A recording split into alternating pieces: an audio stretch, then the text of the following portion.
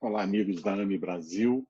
Olá, amigos que compartilham conosco esses momentos difíceis, estando em casa, às vezes no trabalho, em trabalho emergencial. Hoje nós vamos, no programa Gotas de Esperança, falar um pouco das pesquisas em espiritualidade. É muito interessante que em 2002, em agosto de 2002, no editorial da revista da Associação Médica Americana, da JAMA, o Dr. Harold Kenny conta a história de uma mulher que, mesmo muito adoentada e com muitas dores, ela tinha artrite reumatoide, ela saía de seu leito e visitava outros pacientes. Ele achava estranho porque ela tinha muita dor e cada vez que ela se mobilizava, ele sabia que ela sofria e ele perguntou por que ela não parava quieta na cama, por que a senhora visita tantos outros doentes? E ela falou, é meu dever. É minha obrigação estar com meus irmãos em Cristo e com eles orar. Esse editorial, Dr. Harold Koenig, ele chama a atenção desse editorial para o fato de que espiritualidade é um componente importante na vida do ser humano.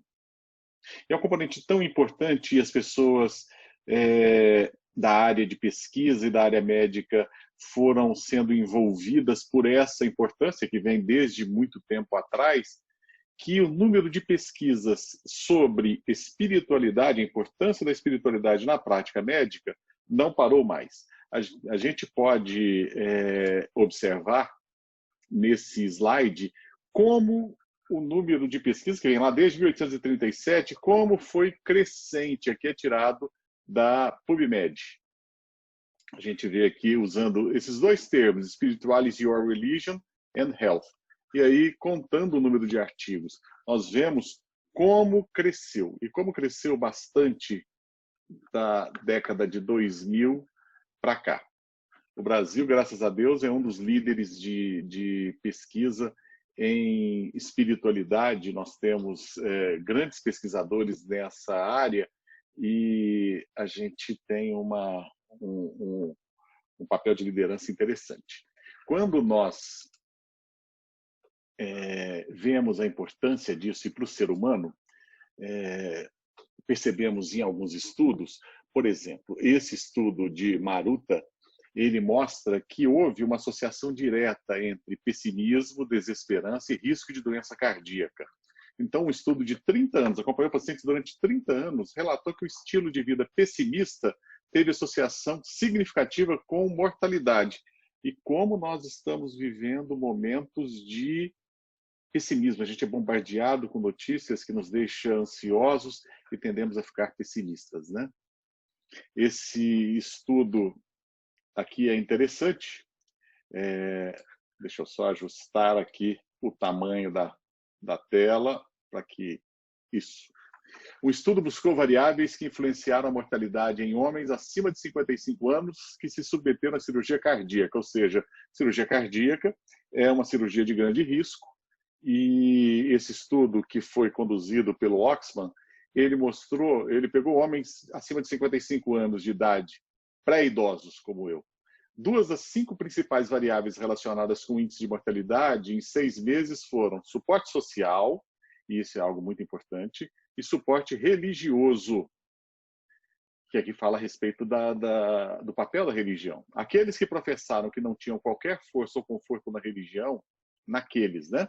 O risco de morte era 3 vezes maior em um período de 6 meses, quando comparado àqueles que disseram que obtinham força e conforto com a religião. Então, a medicina começa a perceber o seguinte: religião não é misticismo.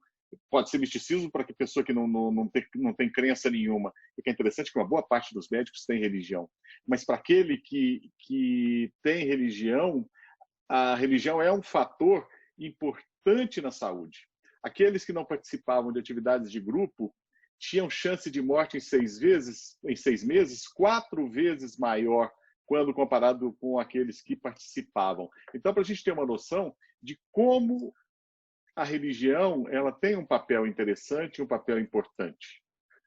E quando a gente vê que a participação, e aí já é um estudo de Pargman, que eu junto com Koenig, que é um pesquisador muito interessante, quando nós vemos o papel tanto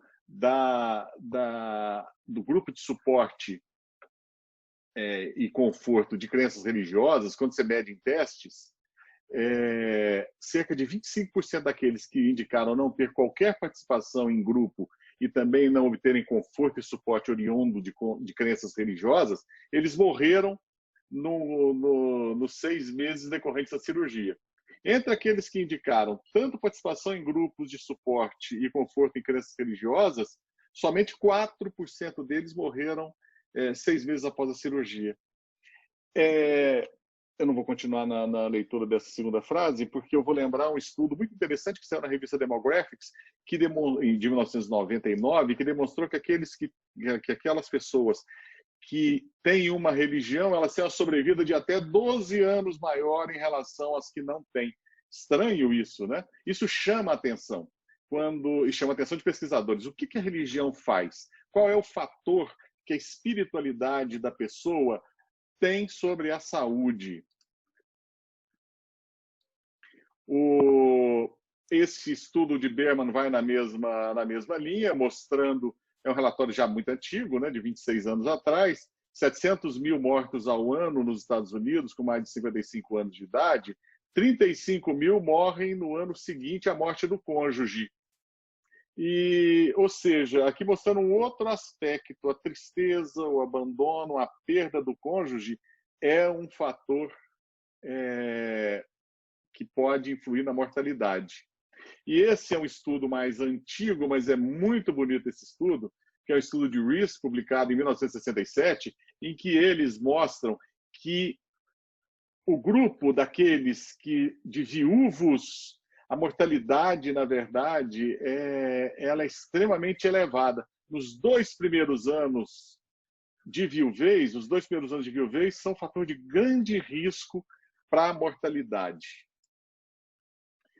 E aí as mulheres que são mais felizes, né? Porque quando a esposa de um homem morre, a probabilidade de morte dele aumenta em 25%. Mas quando é o esposo que morre, aí a probabilidade dela só aumenta menos de 5%, ou seja, elas ficam felizinhas, né? É um estudo de Helsing, que é um estudo interessante também. E a Mary Bennett, ela é um estudo, esse aqui é um estudo que a gente chama de seminal, porque é um estudo que influenciou muito e é um dos estudos chaves da psiconeuroendocrinologia. Ela reportou um estudo que sorrir alegremente aumenta a atividade dos linfócitos natural killer, ou seja, o linfócito natural killer, ele é importante na nossa imunidade, ou seja, se a gente é agredido por um vírus, por exemplo, está na moda vírus, né? Os linfócitos natural killer, eles vão dar a nossa imunidade. Então, quando você sorri alegremente, os linfócitos, eles aumentam a atividade natural killer. E aqui são os gráficos do estudo dela. A pessoa que ri aumenta os linfócitos natural killer e diminui os hormônios de estresse. E aqui o nome do estudo em que ela publicou. Esse é um estudo também bem interessante, que mostra que o amor é uma energia que cura. The Healing Energy of Love. E esse estudo mostra as várias manifestações do amor. Amor como amizade, filia, amor eros, que é romântico, né? O amor storge, que é o amor familiar. A koinonia, que é o amor comunitário, que a gente falou, de suporte comunitário, ligações espirituais. E ágape, que é o amor altruístico. Pedro, tu me amas? Em grego, Jesus pergunta se Pedro o ágape, aquele amor profundo.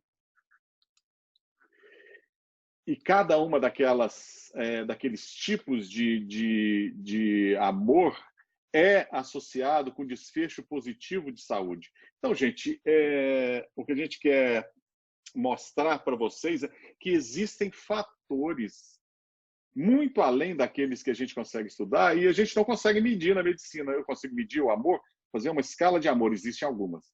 Mas eu não consigo perceber o que passa lá no íntimo da pessoa. E olha o que o Leonard Sagan, que é um economista, ele é um estudo de economia, ele fez um estudo no Banco Mundial, ele diz o seguinte: o que explica de modo mais importante a redução das taxas de mortalidade em todo o mundo é o aumento da esperança e o declínio do desalento.